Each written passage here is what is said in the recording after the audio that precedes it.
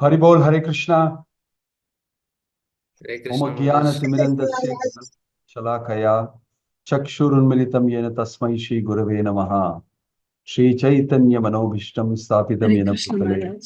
Swayam Rupa Kadamahyam Dadati Swapadantikam Vandeham Shri Guruho Shri Yuta Patakamanam Shri Gurum Vaishnavamscha Shri Rupam Sagrajatam Sahagana Raghunathan Vitam Tam Sajivam Sadvaitam Savadutam Parijana Sahitam Krishna Chaitanya Devam Shri Radha Krishna Padam Sahagana Lalita Shri Vishakhanvitamscha Nama Om Vishnu Padaya Krishna Prashtaya Bhutale Sri Mate Bhakti Vedanta Swami Dinamam Namaste Saraswate Deve Gauravani Pacharine Nirvishesha Shunyavadi Paschatya Deshatarine Jaya Sri Krishna Chaitanya Prabhu Nityananda Shri Advaita Gadadhar Shivasadi Gauri Bhakta Vrinda Hare Krishna, Krishna Krishna, Hare Hare, Hare Rama, Rama Rama, Hare Hare. Hare Krishna, welcome to all of you. We are reading today from text 26. I am just waiting to go out of station. Immediately after this, I should be going to Ayodhya for the inauguration, and I'll be back on the 24th. So this will be, I was a little pressed to attend to a few things, and I'm saving up the last moments for Fantastic Friday. So thank you for being here. Reading from text 26 of the Light of the Bhagavata. The Lord enjoyed in the company of Lord Baladeva and the other cowherd boys, and sometimes sat with them on the same stone slab. While sitting, they ate simple food like rice, dal, vegetables, bread, and curd, which they had brought from their homes and which they shared in friendly exchanges. In Bhagavad Gita, the Lord has expressed his willingness to accept fruit, flowers, leaves, and water from his devotee when they have been offered to him in devotional affection. Lord can eat anything and everything because everything is but a transformation of his own energy. But when there is a question of offering him something, the offerings must be within the range of the eatables the Lord has ordered. We cannot offer the Lord that which he has not ordered. Personality of Godhead Sri Krishna cannot be offered anything beyond the range of good foodstuffs like rice, dal, wheat, vegetables, milk and milk preparations, and sugar. At Jagannath Puri, the Lord is offered such foodstuffs, and in all scriptures, the very same foodstuffs are mentioned everywhere. The Lord is never hungry, nor does he require any food to fill his empty stomach. He is complete in himself, yet he always mercifully eats the foods offered by his devotees in sincere affection. Cowherd boys brought simple foodstuffs from home, and the Lord, who is constantly served by hundreds and thousands of goddesses of fortune, is always glad to accept such simple foodstuffs from his devotee friends. All the relatives of the Lord are his devotees only, and they are situated in different transcendental mellows as friends, parents, and lovers. The Lord derives transcendental pleasure by accepting services from his various grades of devotees who are situated in various grades of rasas. These transcendental rasas are pervertedly reflected in the material atmosphere, and thus a spiritual living being, out of ignorance only, vainly seeks the same bliss in matter. Om Tat Sat. Hare Krishna. So this is a nice description of Krishna eating with his cowherd boyfriends. There is a big description about this in many places in the Srimad Bhagavatam. You can see that. And they are very sweet, like it's mentioned here, to listen to. You will see Vana Bhojan described after Krishna killed Aghasura, the snake demon in the form of a snake. It stood up, and Krishna could recognize, and all the cowherd boys went inside, and then Krishna went and finally killed Aghasura, and all the cowherd boys were saved. After that, it's mentioned that they went and had their lunch. Vana Bhojan is described. And you can go and see that place even now. Bhojasthali, it is called in Vrindavan. It's a nice big rock with a lot of shady trees and everything. It's a beautiful place to have a picnic. Even now, it's a nice place. And they showed me the place, and you see that in many places there is in the rock there is a flat surface, and there is a little hole. So they showed me and said these are the places that they openly ate on the rock. And all these small curved surfaces are where they kept all the sabji preparations and everything.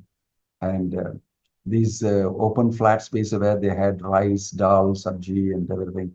Prabhupada is calling it bread. Bread means chapati. Those days, for westernized people to understand, he's calling it bread, but it's actually like roti, chapati. So all these things they were eating, and they were all over the place. And Krishna was in the center. This is a very beautiful description about it. And Krishna, it is mentioned, was eating yogurt rice, curd rice. And people, all of the cowherd boys were telling Krishna, eat this, eat this, eat this, and he was eating. And Krishna was feeding them from his tiffin box. It was so intimate. And it was so highly relishable for the cowherd boys to sit with Krishna and eat out of Krishna's tiffin carrier, and Krishna eats out of their tiffin carrier, eats out of their hands, eats out of their hands. They're having a real greatly intimate time. That's why it is mentioned that all the demigods saw this and said, wow, he's eating from their boxes, from their this thing. He is, person who eats only in Vedic sacrifices if it is offered. No ordinary person in this world can offer to the Lord directly, like, here, open your mouth, take it. He is Yajna book. He will only eat if it is offered properly in the Yajna. Yajna sishta sina santo muchyante sarvakil bishai bhunjate te thomadam papam. So how is it that he is eating so casually with these boys? That was the first wonderful thing that all the demigods were watching. So easily, so casually, the Parabrahman is eating out of the hands of these boys and he's feeding them in the mouth. So intimate they were. Ittam sukhanubhutya dasanam paradevatena kritapunya punja. What great pious activities, what wonderful devotional services these boys must have done, these souls must have done to be in such a position to be able to eat directly from their hands, the Lord. Go to Vrindavan, they'll tell you another story. I think I've told you this before. Madhu Mangal. Madhu Mangala is one of the very famous characters amongst the Gopas. He's a round, roly-poly person. He is a Brahmana boy. He eats a lot. And he loves to eat all sweet laddus. Krishna keeps feeding him whenever he's hungry. Laddus, and he's like the side assistant. But Madhumangala is not, since he's from a Brahmin family, he's not like very rich. All these people are all Vaishyas, all cowherd people. Krishi, Go Rakshaka, Vandijyam, Vaishyakarma, Swabhavajam. They have money, they do agriculture, they do trade, they are well to do. Brahmanas normally live off whatever dakshana they get. So Madhumangal, it seems, on that day did not bring much of a tiffin carrier because his mother could not pack much. So she only gave him buttermilk in a small container. And so Madhumangal, when they were eating, he felt a little odd, so he went away into the forest, and he was sitting there quietly, a little feeling. Krishna found out that, and while they were all eating, he left and went in search of Madhumangal. And he found Madhumangal sitting behind a tree. Then he got to him and said, what's happened? Why are you here? Why didn't you eat with us? He said, that's okay. I am not, able to eat because I didn't bring much of a tiffin carrier today. My lunch is not this thing. So what did your mother give you? He asked. He said, no, that's okay. You can go and eat. You don't have to worry. I am, from a Brahmin family, so sometimes it's like that. That's okay. So Krishna felt very much. And Madhumangal was saying, it's okay, it's okay, it's okay, like that. Because he's a guy who eats a lot, is hungry all the time. And so Krishna felt, no, show me what you brought. So Madhumangal said, no, no, no, no, that's okay, that's okay. Then, because Krishna was forcing, before Krishna would force and do anything, Madhumangal immediately started drinking that buttermilk, thin buttermilk. He started drinking that sambharam, they will call, no, like that. He started drinking that quickly. And he was glug, glug, glug, this thing, like something Krishna might do like that. Because Krishna offered him, you eat this, and not, he said, no, it's okay. So as he was drinking, he said, give me also, I want to drink. He said, no, no, this is not for you to drink. So he drank it and he was roly-poly, no? So he was holding it in his mouth like that. It seems Krishna, with his two hands, plah, hit him on his cheeks. And from his mouth, it came out like this, the buttermilk. And Krishna got it in his mouth and drank it. He got it in his mouth, Uchishta, coming out of the Madhumangal's mouth. This is a local story there. I heard this many days back. Got it in his mouth and he drank it and said, so good it is. Like that. So this is the type of intimacy that Krishna had with the Gopas. That's why they loved him so much. And they deserved all that love from Krishna because they were pure devotees, completely pure. So it's mentioned here on stone slabs they ate. You can see those slabs today also. You can see those slabs where they ate. It's called Bhojanasthali. And in many places like that, it's there. In several places they ate. So these are very sweet interactions, very sweet, uh, you know, association that Krishna and the Gopas are having, especially when they were taking food together. And you can imagine the type of food, when you say food, Prabhupada is mentioning very simple vegetable and rice and dal and bread and sugar, some sweet and all that. Because each of the cowherd boys, they would be given a package by their mother. They'll tie it up like this and they'll be having it hanging for the afternoon during bhojan, they will eat. Each one of them is lying there and they've got a stick and they've got a rope for the cows. This is how they are sent every day. And school every day is to go with Krishna and rear the cows and come. That is what is school. And there cannot be a better school than that. Whole day. Eat with Krishna and come back. Will somebody say, oh, come on, go get educated. What is the use of going for rearing cows with Krishna? But we know that that is a top class, top notch education. They're directly having association of Krishna, the pinnacle of education, pinnacle of knowledge. They are with, that's why it's mentioned with Sudama also. He was studied with Krishna, with Sandipani Muni. And in the class, they were explaining all sorts of things, Brahman, that, this, everything.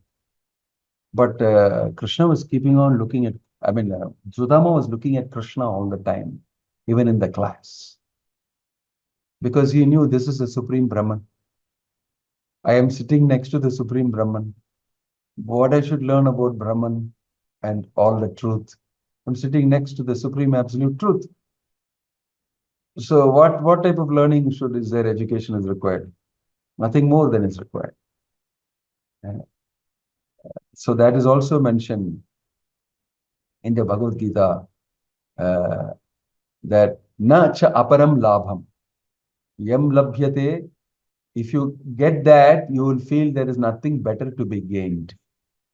There's nothing greater to be gained. This is the topmost gain.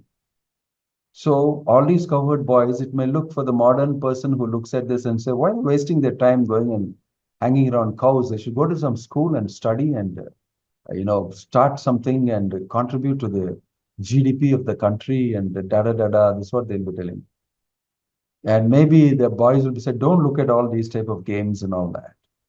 It's completely 180 degrees apart. But they are having the greatest enjoyment, the greatest learning, the greatest association, the greatest of all teachers. They're in the greatest of all schools. Because they are with Krishna. They are with Krishna. And what not Krishna will teach them, right? So the value systems in our education, especially in the modern world, is all topsy-turvy. It's all topsy-turvy. So if we simply let our children read these stories, slowly they develop appreciation and value for Krishna and for stories about Krishna and values about Krishna. That's it. They have got the highest education and the highest benefit. There's no greater education than that. But we will not step into that. Although we know theoretically this is true, in the practical world, we will hesitate to make this decision. We'll hesitate to actually do that. To be on the safe side, I will do both. And then I'll do more of the regular, curriculum and study. And we will try to do a little bit. But I know that many times there are devotees who are naturally inclined, young boys who are naturally inclined, and they may do reasonably well in their studies and all that. Very casually they do, and they do pretty good. But I know that they are very naturally inclined to Krishna consciousness. And somehow they are not very happy about studies, but still they are studying. Sort of little detached. And I can see that those such people are actually devotees from the past. They have some taste of Krishna consciousness, and they have some distaste for these type of information and knowledge and everything. In this way, sometimes we see that when we get, rarely we get those type of personalities. When we get sometimes children who are very keen on Krishna consciousness, although they are in such a world surrounded by this type of people, they still like to get to know about Krishna. They have a purva janma vasana, some type of experience from past life. So it's mentioned, yoga brashto vijayate, shrutinam shrimatam gehe yogo brashto vijayate. Sometimes we see that in Brahmin families or in some cultured families, there are people who are like that. So in the Bhagavad Gita, it is mentioned they are all brashta yogis, yogis who fell down from their devotional service in previous lives. Krishna says they will take birth in Suchi Nam Srimatam Gehe. Suchi means nice, cultured, high-class Brahmin families. Srimata means one who are very well-to-do. Yoga Brashto Bijayate. Yoga Brashta means one who fall down from their yogic performances. They will take birth in such families and continue again from there, their devotional services. Right? So simplicity, if you see somebody exhibiting simplicity, amidst all the complexities in life, and very nicely taking up to chanting Hare Krishna, you must know that this person has previous experience in Krishna consciousness. And it's common thing to see a lot of people nowadays in the outside world also want to have a minimalistic life. Just what is required for me, basic requirements. I don't want anything much. So you can understand they're all smart livers. They don't complicate their life with too many things. We people in this world are very complicated. So these are the realizations we get when we see all these simple stories, simple interactions, but very rich experiences. You must know that the Gopas are having a very highly valuable, rich experience in their interaction with Krishna, having food with Krishna. This is not an ordinary thing. You will not get it even if you give billions of dollars. If you give all the wealth in the world, you will not get this. Right? So we must understand that although it looks very simple, the experience that the Gopas are having is extremely deep and very rich. very rich. Externally, it looks like a simple activity of eating on some rocks. They shared some food together, a few boys together. What are you making a big fuss about it? No, it's not so simple. It's a very rich experience filled with rasa. That's what Prabhupada is saying in that purport. These rasas are very deep. And so only a devotee can experience these rasas because of his bhakti. Even in a simple activity involving Krishna, he can have a very deep experience. Actually, in this material world, we all have very wide scope of activity that we do, but our depth is very low. Lot of width, but no depth. But in all these spiritual activity, you may think that what is there so great about it? You may look like it's not very wide. They didn't go skating. They don't have devices in their hands. They don't, what's so great about just sitting on the rock and having food? You can think all sorts of things. No, they are having a deep experience of rasa, of Sakhya rasa with Krishna. That is the point that is being made here. So in spiritual life and devotional life, we become deeper and richer in our internal experiences with Krishna. That is what is the standard. Externally, you may not bother much about your material life. Keep it minimum.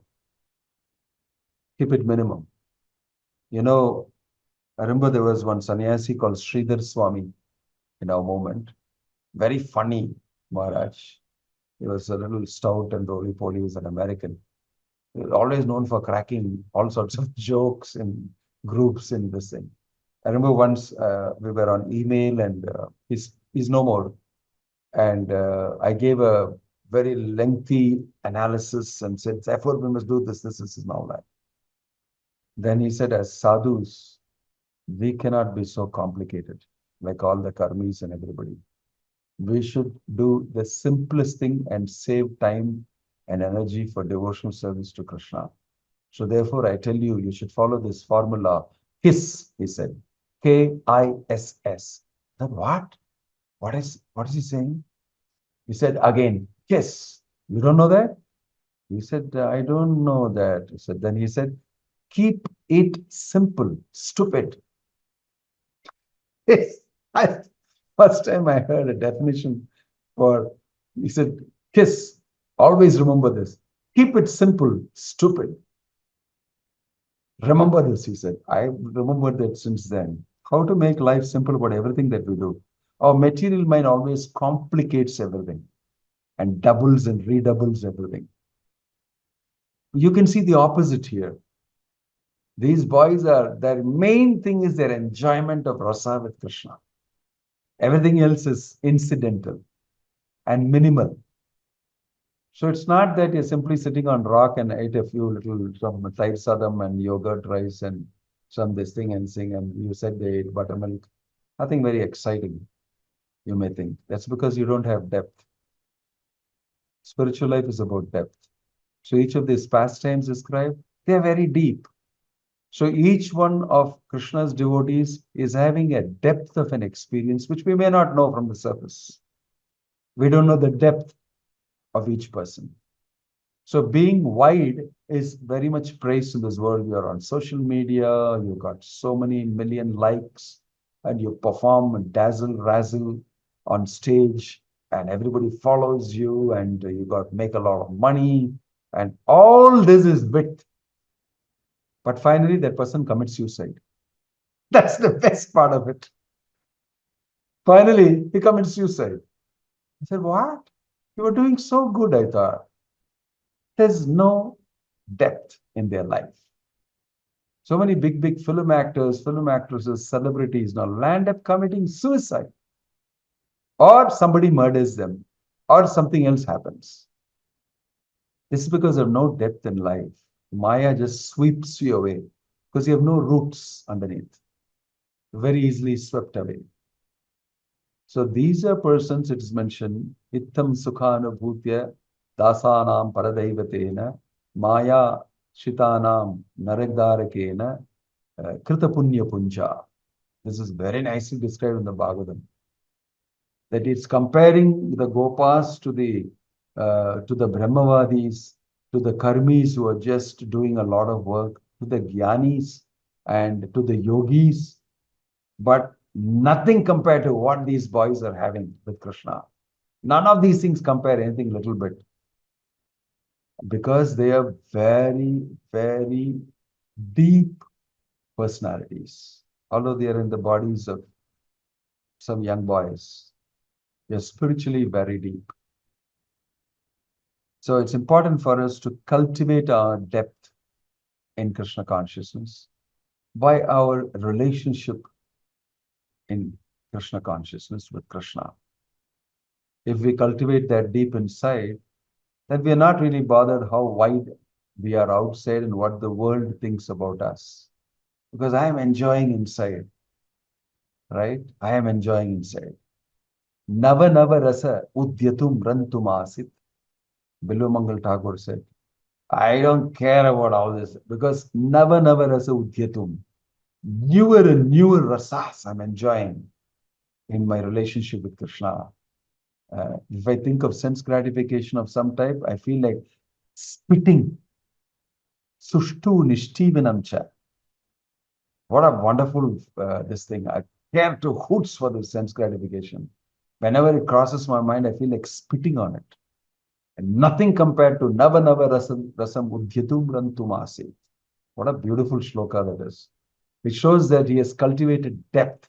Because the same Bilumangal Thakur at one point of time was very wide. He was visiting a prostitute every day. Her name was Chintamani.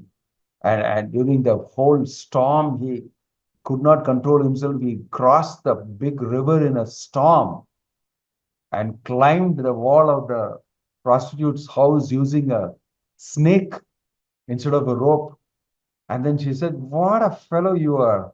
If I had half that situation like you are in, I would have become a devotee of Krishna and completely dedicated myself. She's a devotee.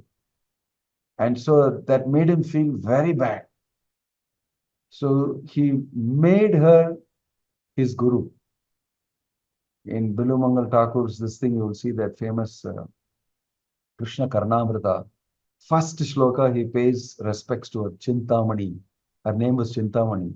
She made me what I am today. Nava nava rasa udhyatum rantumashi. If I think of association of the woman, I feel like spitting out now. And it's because of Chintamani. Because of this prostitute, he recognizes her in the first shloka in Krishna Karnamrita. This is an example of from width gaining depth. Gaining so much depth in Krishna consciousness. Love of Krishna gives you so much benefit. It doesn't matter what happens to you in this material world. All those are temporary things. If we can develop rasa for Krishna, like these boys have developed, then everything is done. You're the most successful person. You must deeply understand what Krishna is saying in Bhagavad Gita, what all the great, wonderful devotees are discussing in the Srimad Bhagavatam. How to develop our relationship with Krishna, how to learn to love God. That should be our focus. Then automatically our life will be full of depth, full of richness, and we won't care about the width of this world. Okay? Om Tat Sat. Hare Krishna. Any question or comment? Hare Krishna, Maharaj. Yeah. Hari Bol. Yeah, it's been a very wonderful class, Maharaj. Maharaj, you said that Gopas are having the highest education has ever been. So, because of these science and technologies, it's been very difficult to have the faith in the scriptures and being a simplicity, as you mentioned, Maharaj. So, it is the barricade of going depth in the spirituality, I think so. So, overcoming the barricade, what do you suggest? I think you asked a similar question last time. It's all mentioned by Krishna everywhere. And Prabhupada has mentioned it in his books. If you read the Nectar of Instruction, it's a wonderful compendium of what you should do. Right? What you should do. It's very nicely mentioned there. Beautiful. You should carry it as a handbook. All the questions you're asking, the answers are there. So you must learn to love Krishna, and you should do everything that will promote that. And you should not do anything that will go against it. Right? It says anukulam and pratikulam. That you should know two principles. Anukulyasya sankalpa pratikulyasya varjanam. Whatever is favorable for Krishna consciousness, that you should indulge in. Whatever is not favorable, taking you away from Krishna, forget it. Keep it away. That should be the basic principle of life. And then if you want to go into details, you can read the Nectar of Instruction further. Dadati, what is that shloka? There are Shadvida, what is it? It starts with 6. Dadati Pratyadrishnati. No. What is that? Sato vrate sadbir bhakti prasiddhati. And then Uttahat Nishchayat Dhairya. Utsaha, yeah. Utsaha. Nishchayat Dhairya. Nishchaya dhairya tat karma pravartanat sangatyadho sato vrate sadbir bhakti prasiddhati. Then there is also similarly other things that you should not do because it will stop you. Atyahara prayasascha prachalpo niyamagraha janasangasya laulyam cha shadpir bhaktir vinashyati. What is pratikul and what is anukul is given there. That's why it's a beautiful, compendium. It's a handbook for devotees. That way you'll be able to promote your simplicity and your depth. Okay? Yeah. Any other question or comment? Go ahead, Akshay. Maharaj, Yeah. Maharaj, we are practicing Krishna consciousness. So our depth is limited. We limited our widen the witness of the material world. But at the same time, we are having no depth. So how can we practically develop depth gradually so we could also relish these pastimes and understand the stages of the friends of the Krishna, the lessons they are experiencing, so we could go more deeper and deeper into our practices. That's why we should have association of those people who are practicing these things. Number one. And then we should be interested in getting information, knowledge, for that you should read. Like we ask everybody to read Prabhupada's books. And when you associate, you get inspired to practice. Tat tat karma pravartanat. Then you will also chant Hare Krishna. You will read, you will ask questions, you will do service. In this way, you will start practicing it with conviction gradually. So your lifestyle sort of changes over a period of time. And you like it. And you're excited. Because things are happening to you from inside. It cannot be very nicely explained on the outside. But there's an internal experience that is coming about, due to which reason you're inspired.